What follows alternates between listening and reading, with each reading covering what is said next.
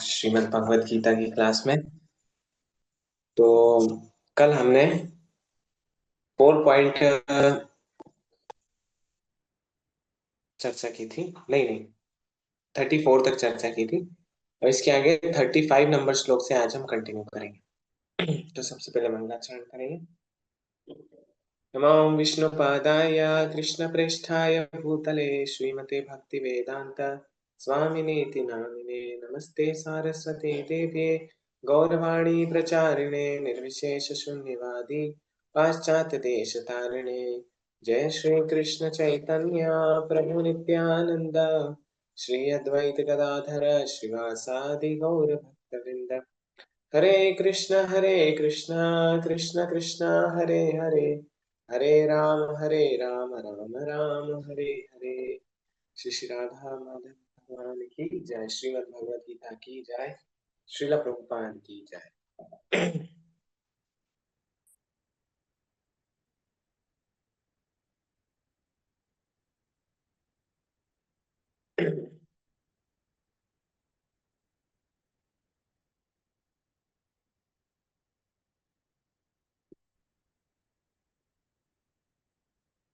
तो पिछले कुछ श्लोकों में भगवान बताए अनेकों यज्ञों के बारे में, और उसमें फिर अंत में कंक्लूजन बताते हुए कहे कि ज्ञान यज्ञ जो है वो सर्वश्रेष्ठ है द्रव्य यज्ञ की कंपैरिजन में, है ना। द्रव्य यज्ञ क्या होता है?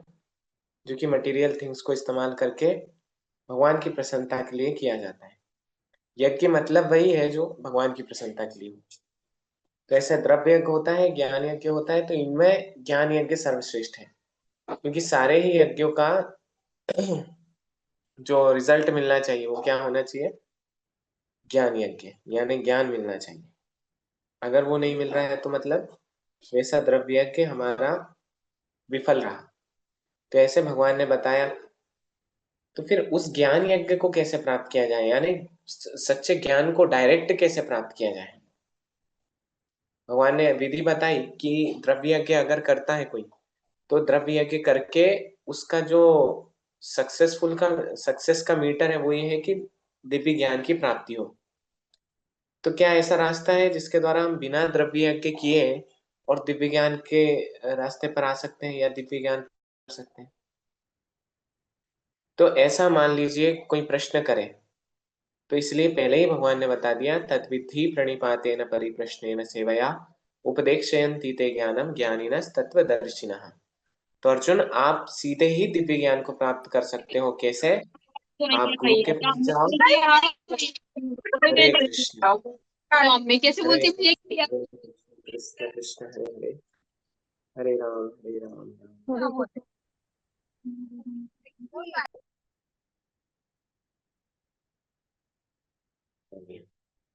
तो क्या विधि थी? सीधे ज्ञान को कैसे प्राप्त किया जा सकता है? गुरु के पास जाकर के और सत्य को जानने का प्रयास कर सकते हैं। और ऐसे जो स्वरूप सिद्ध व्यक्ति होंगे, अगर हम उनसे विनीत भाव से जिज्ञासा करेंगे और उनकी सेवा करेंगे, तो वह हमको अवश्य ही परम सत्य बताएंगे। तो इस प्रकार से भगवान ने डायरेक्ट अर्जुन को ये विधि बताई कि किस प्रकार आप सीधे ही दिव्य ज्ञान को प्राप्त कर सकते हैं। फिर हमने कल इसमें उपमन्यु की कथा सुनी, जो महाभारत में इसका वर्णन मिलता है। उपमन्यु और उनके गुरु धौम्य ऋषि थे। तो धौम्य ऋषि के आश्रम में उपमन्यु गए, और इस प्रकार से धौम्य ऋषि ने उपमन्यु की परीक्षा ली, और अंत में उनकी कृपा से, उनके आशीर्वाद से, धौम्य ऋषि की कृपा से उपमन्यु सारे ही वेदों के ज्ञाता बन गए, और सारा दिव्य ज्ञान उनके हृदय के अंदर प्रकाशित हो गया। ऐसे ही हम लोग भी इस्कॉन में रोज जब गुरु पूजा होती है तो यही गाते हैं, चक्षुदान दिलो ये जन्मे जन्मे प्रभु से, दिव्य ज्ञान हृदय प्रकाशित। तो उसमें गाते हैं कि चक्षुदान दिलो जी, जिनके कृपा से हमको दिव्य चक्षु मिल सकते हैं, जिसके द्वारा फिर हम भगवान का दर्शन कर सकते हैं। चक्षुदान दिलो यही जन्मे जन्मे प्रभु से, दिव्य ज्ञान हृदय प्रकाशित। जिनकी कृपा से दिव्य ज्ञान जो है वो हृदय में प्रकाशित हो सकता है। तो ऐसे हम भी प्रभुपाद जी की कृपा की याचना रोज करते हैं और रोज करना चाहिए, बहुत जरूरी है। भक्ति मतलब कि गुरु और कृष्ण दो ही सब्जेक्ट मैटर है, के अलावा तीसरा कुछ नहीं है। तीसरा जो भी है वो सब माया है। भक्ति मतलब ही होता है गुरु और कृष्ण की प्रसन्नता। ब्रह्मांड भ्रमित कौन भाग्यवान जीव, गुरु कृष्ण प्रसादे पाए भक्ति लता बीज। तो गुरु और कृष्ण की अगर कृपा होती है तो कोई जीवात्मा भक्ति लता का बीज प्राप्त कर सकता है। और ऐसे बीज को हम लोग सब प्राप्त कर चुके हैं। हमारे ऊपर प्रभुपाद की कृपा, हमारे ऊपर भगवान कृष्ण की कृपा हो चुकी है। बस अब हमें क्या करना है, अब जो बीज हमको मिला है उसको हमको भूमि में उपजाऊ बनाने के लिए उसको जल देना होगा। वो जल क्या है? श्रवण कीर्तन, है ना। तो ये श्रवण कीर्तन करते रहेंगे, जैसे आप अभी सब भगवत गीता की क्लास में हैं, ऐसे भगवान की वाणी अगर हम सुन रहे हैं तो धीरे धीरे जो भक्ति लता का जो बीज है वो लता बड़ी होगी, और फिर बड़े होते होते होते होते एक दिन वो गोलोक वृंदावन तक पहुंच जाएगी।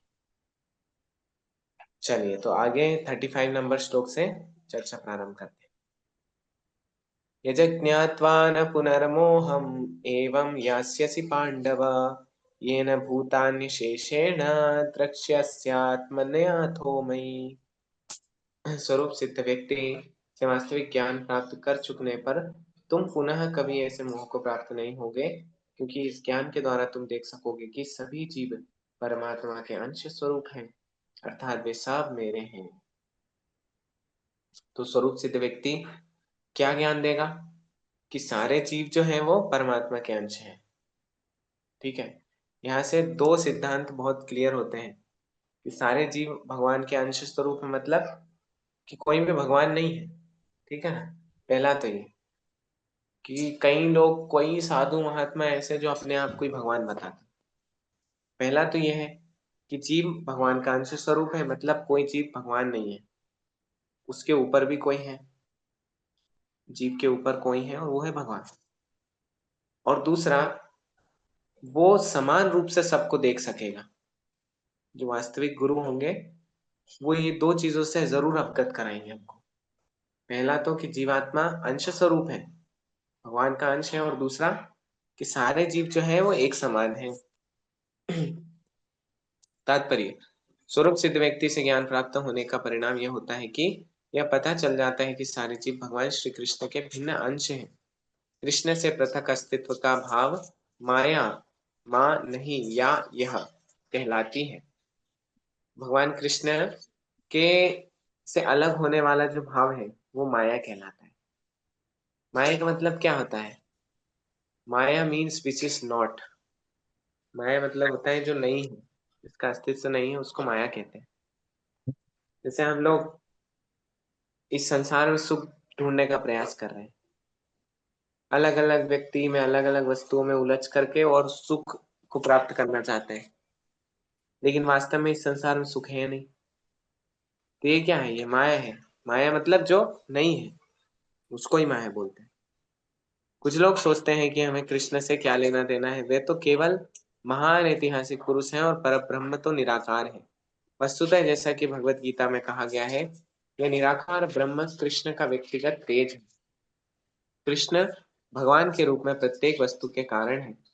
ब्रह्म संहिता में स्पष्ट कहा गया है कि कृष्ण श्री भगवान है और सभी कारणों के कारण है। यहाँ तक कि लाखों अवतार, अनेक लाखों अवतार उनके विभिन्न विस्तार ही हैं।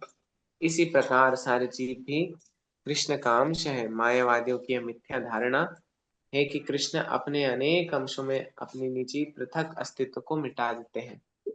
तो मायावादियों का सिद्धांत ये रहता है कि कृष्ण, मान लीजिए कोई भगवान हुए, और वो जब अनेकों जीवों में विस्तार करते हैं अपना, तो वो अपने अस्तित्व को मिटा देते हैं और वो सब जो है बट जाते हैं, है ना।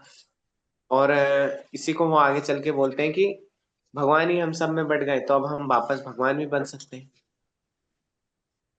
लेकिन ईशोपनिषद का कथन जो है, ओम पूर्णस्य पूर्णमादाय पूर्णमेवावशिष्यते, इस प्रकार से जो कथन है वो कहता है कि भगवान पूर्ण है और उनकी अलग अलग शक्तियां हैं, उन शक्तियों का विस्तार है, भगवान अनेकों विस्तार कर सकते हैं, लेकिन फिर भी वो पूर्ण रहते हैं। जैसे कि इस संसार में हम देखते हैं 10 में से 5 को घटाएंगे तो 5 बचेगा, 5 में से 2 माइनस करेंगे तो 3 बचेगा। लेकिन भगवान अपने अनेकों लाखों करोड़ों विस्तार कर सकते हैं और फिर भी वो वैसे के वैसे ही रहेंगे, उनमें कुछ माइनस नहीं होगा, है ना। किंतु मायावादी ये नहीं समझ पाते कि परम का अर्थ है कि एक और एक मिलाकर मिलकर एक ही होता है, और एक में से एक घटाने पर भी एक बचता है। पर ब्रह्म का यही स्वरूप है। ब्रह्म विद्या का पर्याप्त ज्ञान न होने के कारण हम माया से आवृत हैं, इसलिए हम अपने को कृष्ण से पृथक सोचते हैं। तो ब्रह्म विद्या, दिव्य ज्ञान या भगवत गीता का ज्ञान, कुछ भी आप इसको कह सकते हैं, इससे अवगत ना होने के कारण हम लोग अपने आप को कृष्ण से अलग सोचते हैं। यद्यपि हम कृष्ण के भिन्न अंश ही हैं, किंतु तो भी हम उनसे भिन्न नहीं हैं। जीवों का शारीरिक अंतर माया है अथवा वास्तविक सत्य नहीं है। हम सभी कृष्ण को प्रसन्न करने के निमित्त हैं। केवल माया के कारण ही अर्जुन ने सोचा कि उसके स्वजनों से उसका क्षणिक शारीरिक संबंध कृष्ण के शाश्वत आध्यात्मिक संबंधों से अधिक महत्वपूर्ण है। गीता का संपूर्ण उपदेश इसी ओर लक्षित है कि कृष्ण का नित्य दास होने के कारण जीव उनसे पृथक नहीं हो सकता। कृष्ण से अपने को विलग मानना मानना ही माया कहलाती है। एक और bold statement by Srila Prabhupada. Prabhupada ji बोल रहे हैं कि अपने आप को कृष्ण से अलग मानना ही माया कहलाती है। पर ब्रह्म के भिन्न अंश के रूप में जीवों को एक विशिष्ट उद्देश्य पूरा करना होता है। उस उद्देश्य को भुलाने के कारण ही वे अनादिकाल से मानव, पशु, देवता आदि देहों में स्थित हैं। ऐसे शारीरिक अंतर भगवान की दिव्य सेवा के विस्मरण से जनित हैं। तो हम लोग अलग अलग शरीरों में देहांतरण अपना कर रहे हैं, है ना। हमारे कितने ही जन्म हो चुके हैं, कितने ही शरीर हम धारण कर चुके हैं, लेकिन ये सब क्यों हो रहा है? ऐसे शारीरिक अंतर भगवान की दिव्य सेवा के विस्मरण से ही जनित है।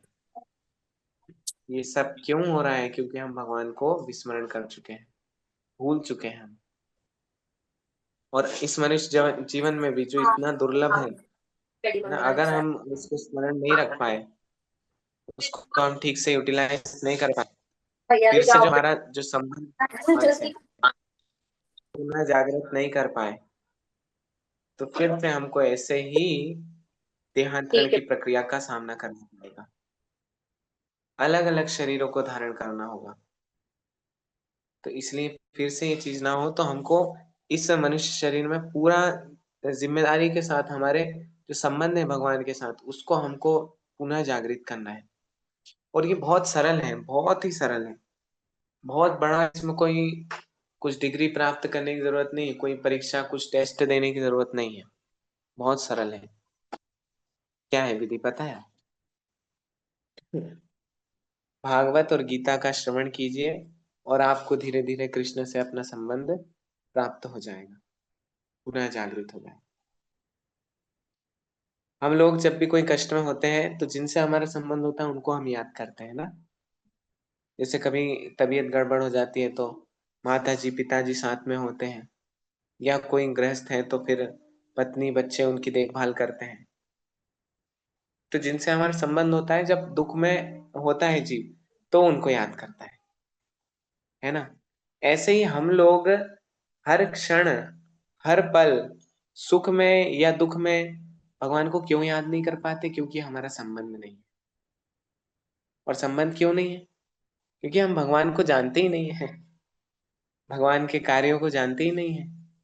भगवान कितने भक्तवत्सल हैं, इस बात का हमको अनुमान ही नहीं है। जितना हम भगवान को चाहते हैं, उससे कई लाखों करोड़ों गुना भगवान हमको चाहते हैं। भगवान ने गीता में कहा है कि जो मेरी ओर जितना बढ़ता है, मैं उसकी ओर उतना ही बढ़ता हूँ। वो श्लोक कौन सा है याद नहीं आ रहा है।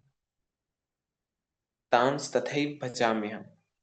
इस प्रकार से भगवान कहते हैं कि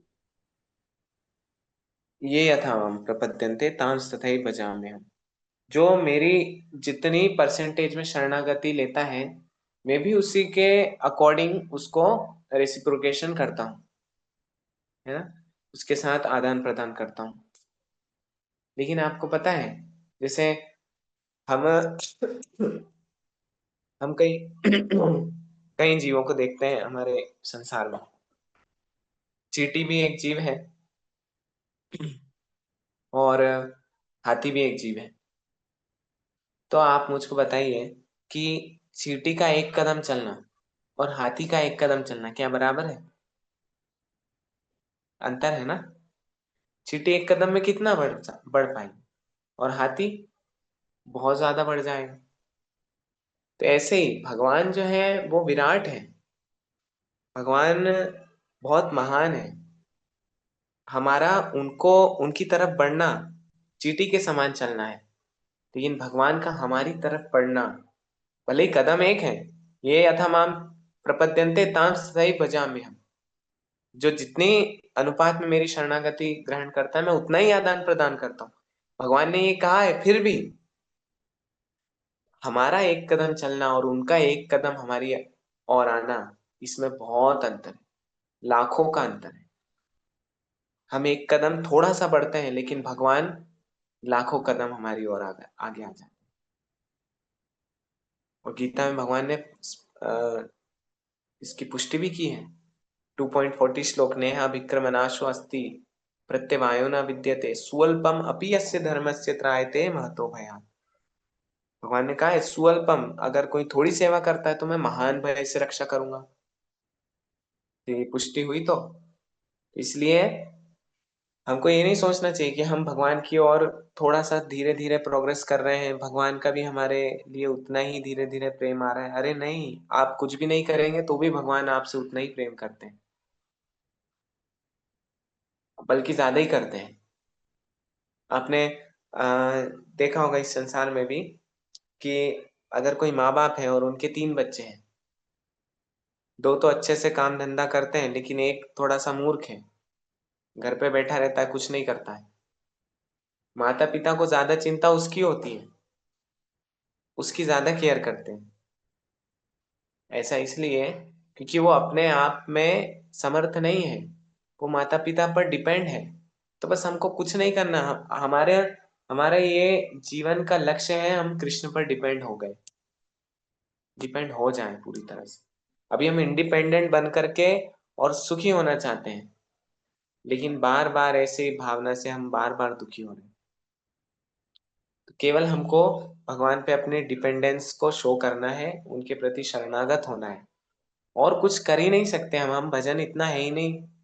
16 माला बस करनी है क्योंकि प्रभुपाद जी ने बोला है, ताकि हम कम से कम परंपरा में तो जुड़े, दीक्षा ले सकें, आगे फिर गुरु की सेवा कर सकें।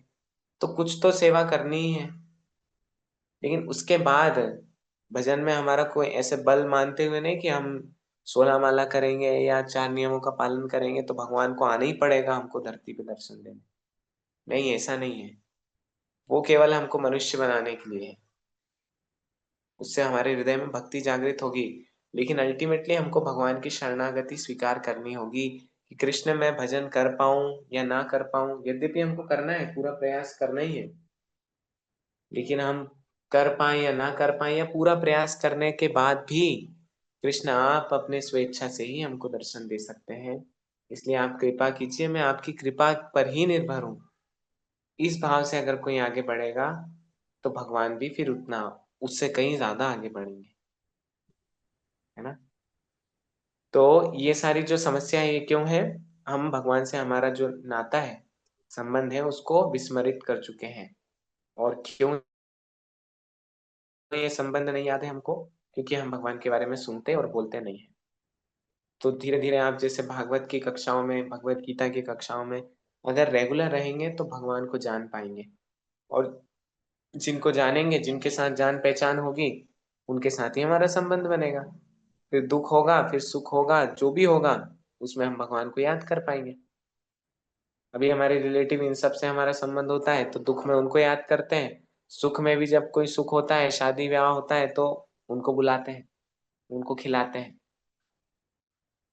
क्या कभी हमने विचार किया कि कभी सुख में हमने भगवान को याद किया?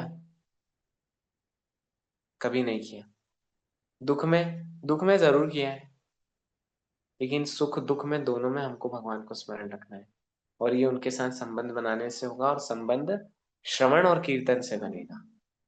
तो बस इसी को हमको और तीव्रता से और इसकी मात्रा बढ़ाते हुए जीवन भर करना है बस।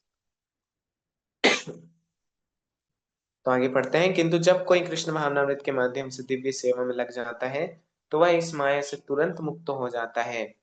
ऐसा ज्ञान केवल प्रामाणिक गुरु से ही प्राप्त हो सकता है, और इस तरह वह इस भ्रम को दूर कर सकता है कि जीव कृष्ण के तुल्य है। पूर्ण ज्ञान तो यह है कि परमात्मा कृष्ण समस्त जीवों के परम आश्रय है, और इस आश्रय का को त्याग देने पर जीव माया द्वारा मोहित होते हैं। क्योंकि वे अपना अस्तित्व पृथक समझते हैं। इस तरह विभिन्न भौतिक पहचानों के मानदंडों के अंतर्गत वे कृष्ण को भूल जाते हैं। किंतु जब ऐसे मोहग्रस्त जीव कृष्ण भावनामृत में स्थित होते हैं तो यह समझा जाता है कि वे मुक्ति पथ पर हैं, जिसकी पुष्टि भागवत में 2.10.6 में की गई है। मुक्तिरहित्वा अन्यथा रूपम स्वरूपेण अव्यवस्थिति ही। मुक्ति का अर्थ है कृष्ण के नित्य दास रूप में कृष्ण भावनामृत में अपनी स्वाभाविक स्थिति पर होना। तो भगवान ने इस प्रकार अर्जुन को उपदेश दिया कि गुरु की शरण स्वीकार कीजिए, और इस श्लोक में बताया कि स्वरूप सिद्ध व्यक्ति आपको दो चीजों का ज्ञान देंगे, कि हम लोग अंश हैं, भगवान के अंश हैं, भगवान पूर्ण है, और सारे ही व्यक्ति सब समान है, केवल शरीर का अंतर है, बाकी सब समान है। तो भगवान ने देखिए पहले अर्जुन को बताया कि आप स्वरूप सिद्ध के पास जाओ, जिज्ञासा करो। फिर भगवान ने ही बता दिया कि आप जब जिज्ञासा करोगे तो उत्तर किस प्रकार आना चाहिए। नहीं तो पता लगा आपने कहीं गलत जगह जाकर जिज्ञासा कर ली और कुछ और ही उत्तर आ रहा है और आप शरणागत हो गए, तो एकदम खेल ही पलट जाएगा, है ना। तो आप भगवान की प्राप्ति करने की जगह कुछ और चीज की प्राप्ति करने के लिए लग जाओगे। तो भगवान ने थोड़ा सा ग्लिम्स भी दे दिया कि जो स्वरूप सिद्ध व्यक्ति होगा वो आपको क्या समझाएगा, है ना। तो क्या समझाएगा? सारे जीव भगवान के अंश हैं, और दूसरा किसी भी जीव में कोई अंतर नहीं है, केवल शरीर का भेद है। चलिए, अभी चेदसि पापेभ्यः सर्वेभ्यः पापकृत्तमः सर्वज्ञान प्लवेनैव व्रजीनं संतरिष्यसि। यदि तुम्हें समस्त पापियों में भी सर्वाधिक पापी समझा जाए तो भी तुम दिव्य ज्ञान रूपी नाम में स्थित होकर दुख सागर को पार करने में समर्थ होगे। भगवान कह रहे हैं कि अर्जुन आप ये मत सोचिए कि आप कितने पापी हैं, लेकिन आप उस ज्ञान को देखिए। तो ये चैप्टर का नाम ही है दिव्य ज्ञान, फोर्थ चैप्टर का। तो इसमें ज्ञान की महिमा बार बार ग्लोरीफाई की गई है, ज्ञान के बारे में ही बार बार ग्लोरिफिकेशन किया गया। और ज्ञान कौन सा? दिव्य ज्ञान। दिव्य ज्ञान यानी भगवान से रिलेटेड। तो इसमें फिर भगवान बोलते हैं कि अर्जुन, अगर आप अपने आप को सबसे बड़ा पापी समझते हो तो भी दिव्य ज्ञान रूपी नाव में स्थित होकर के सारे दुख सागर को आप पार कर पाओगे, क्योंकि यही दिव्य ज्ञान का लक्षण है। तात्पर्य श्री कृष्ण के संबंध में अपनी स्वाभाविक स्थिति का सही सही ज्ञान इतना उत्तम होता है कि अज्ञान सागर में चलने वाले जीवन संघर्ष से मनुष्य तुरंत ही ऊपर उठ सकता है। यह भौतिक जगत कभी कभी अज्ञान सागर मान लिया जाता है, तो कभी जलता हुआ जंगल। सागर में कोई कितना ही कुशल तैराक क्यों न हो, जीवन संघर्ष अत्यंत कठिन है। यदि यदि कोई संघर्षरत तैरने वाले को आगे बढ़कर समुद्र से निकाल लेता है तो वह सबसे बड़ा रक्षक है। भगवान से प्राप्त पूर्ण ज्ञान मुक्ति का पथ है।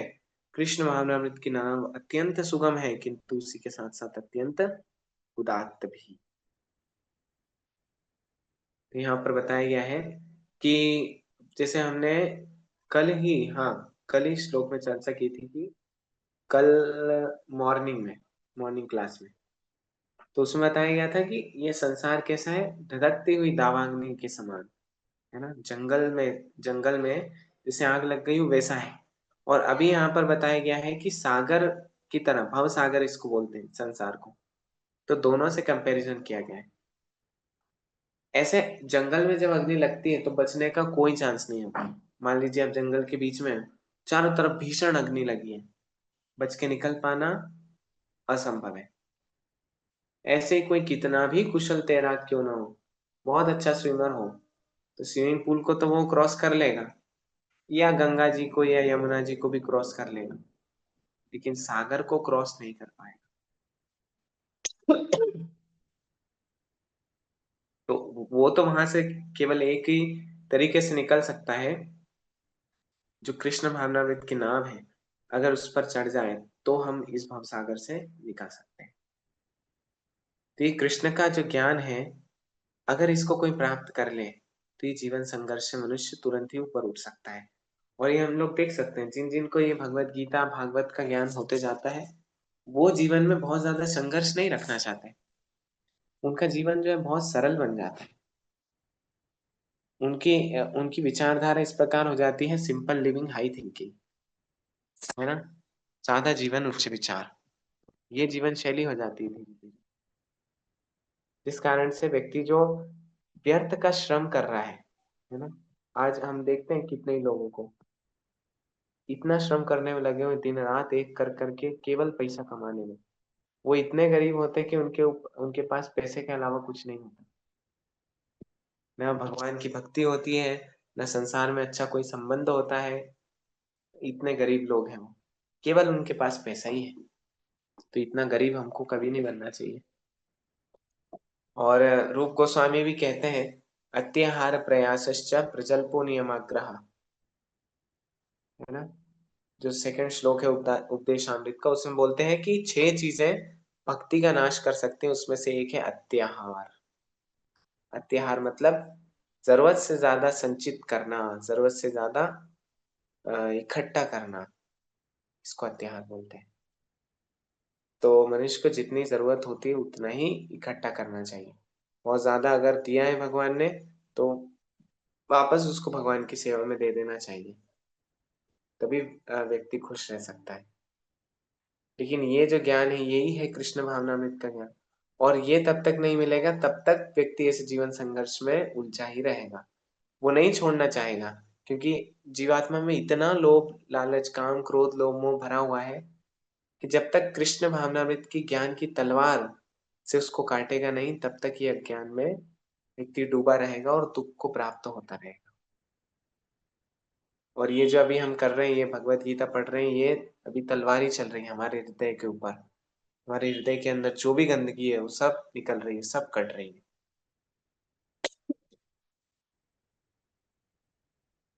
यथैधांसि समिद्धो अग्नि भस्मात् कुरुते अर्जुन, ज्ञानाग्नि सर्वकर्माणि भस्मासात् कुरुते तथा। ये छोटा ही है। जैसे प्रज्वलित अग्नि ईंधन को भस्म कर देती है, उसी तरह हे अर्जुन, ज्ञान रूपी अग्नि भौतिक कर्मों के समस्त फलों को जला डालती है। तो क्या है, ये अग्नि जो है वो ईंधन को भस्म कर देती है। लकड़े में अगर अग्नि लगे तो लकड़ा पूरा भस्म हो जाएगा, पूरी राख बना देगी अग्नि उसको। जिस पर भी अग्नि लगेगी, अग्नि उसको राख बना देगी। उसी प्रकार अर्जुन, ये ज्ञान रूपी अग्नि भौतिक कर्मों के समस्त फलों को जला डालती है। जितने भी हमारे भौतिक कर्म है, भले ही अच्छे हों या बुरे हों, इन सबको ऐसी ज्ञान रूपी अग्नि जला डालती है। और दुख जो हमको आता है वो क्यों आता है? हमारे पिछले पाप कर्मों के कारण, उसका फल ही हमको आता है, बुरे कर्मों का, पाप कर्मों का, कुछ भी कह सकते हैं।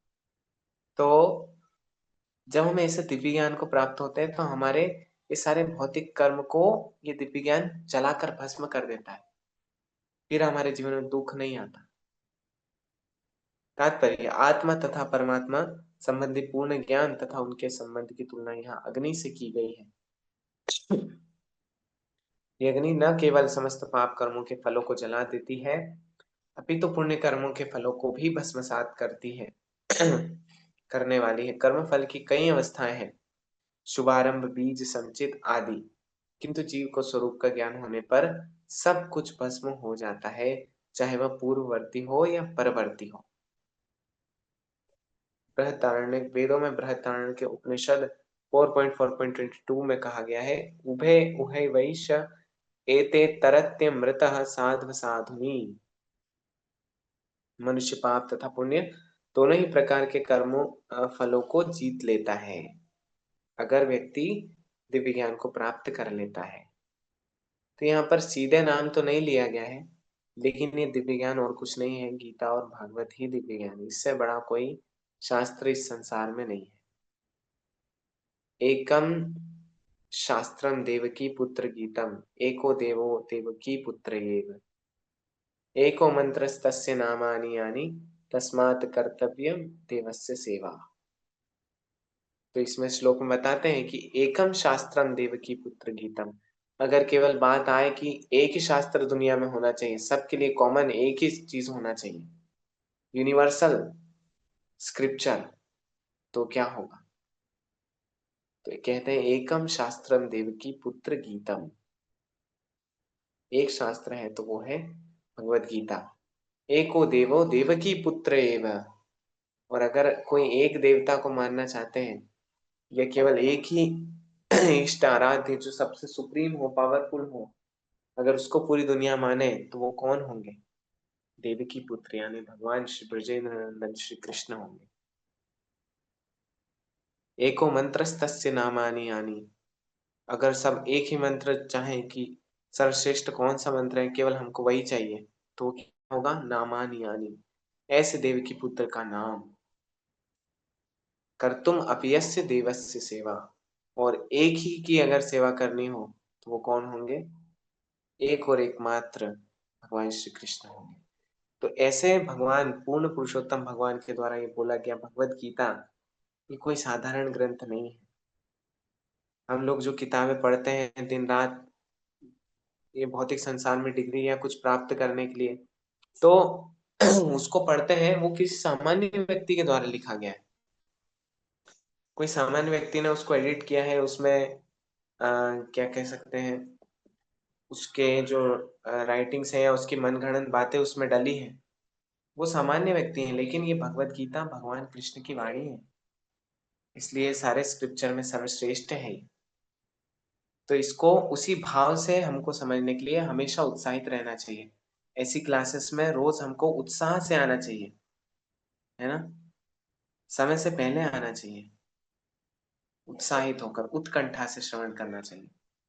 शास्त्र बोलते हैं कि श्रवण कई प्रकार का हो सकता है, लेकिन सर्वश्रेष्ठ वो है जिसमें हम उत्कंठा से श्रवण करें। उत्कंठा मतलब उत यानी ऊपर की ओर, कंठा यानी कंठ, गला।